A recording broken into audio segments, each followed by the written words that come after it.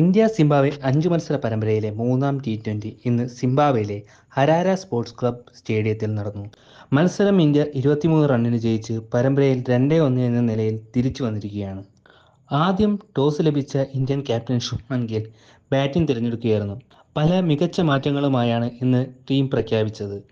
മലയാളികളുടെ അഭിമാനമായ wicket keeper batsman Sanju V സാംസണും ജയ്സ്വാളും ശിവം ദുബെയും ഖലീൽ അഹമ്മദും ഇന്ത്യൻ ടീമിൽ ഉൾപ്പെട്ടു.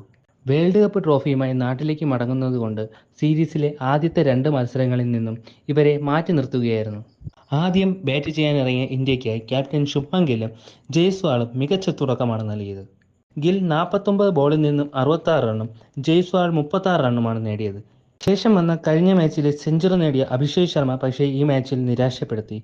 അവസാന ഓവറുകളിൽ 49 റണ്ണുമായി ഋതുരാജ് ഗെയ്ക്വാദും 12 റണ്ണുമായി സഞ്ജു വി സാംസണും പുറത്താവാതെ തിളങ്ങി. ബൗളിംഗിൽ സിംബാബ്വെയ്ക്കായി ക്യാപ്റ്റൻ സിക്കന്ദർ റസ 24 റണ്ണ് വിട്ടു നൽകി 2 വിക്കറ്റ് നേടി. പകരം ബാറ്റിംഗിനിറങ്ങിയ സിംബാബ്വെയ്ക്ക് തുടക്കം മോശമായിരുന്നു. ആദ്യ 4 ഓവറുകളിൽ സിംബാബ്വെയുടെ 3 വിക്കറ്റ് നഷ്ടമായി. പക്ഷേ പിന്നീട് സിംബാബ്വെയ്ക്കായി ബാറ്റിംഗ് ചെയ്യാൻ ഇറങ്ങിയ മയേഴ്സ് 49 പന്തിൽ നിന്നും 65 റണ്ണും വാലറ്റത്ത് 37 റണ്ണുമായി മാൻഡഡയും പൊരുതി നോക്കിയെങ്കിലും 23 റണ്ണകലെ തോൽവി സ്വീകരിച്ചു. ബൗളിംഗിൽ ഇന്ത്യയ്ക്കായി വാഷിംഗ്ടൺ സുന്ദർ മികച്ച രീതിയിൽ ബോൾ ചെയ്തു.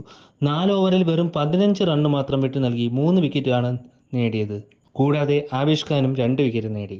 ഈ സീരീസിലെ 4ാം ടി20 ശനിയാഴ്ച നടക്കും.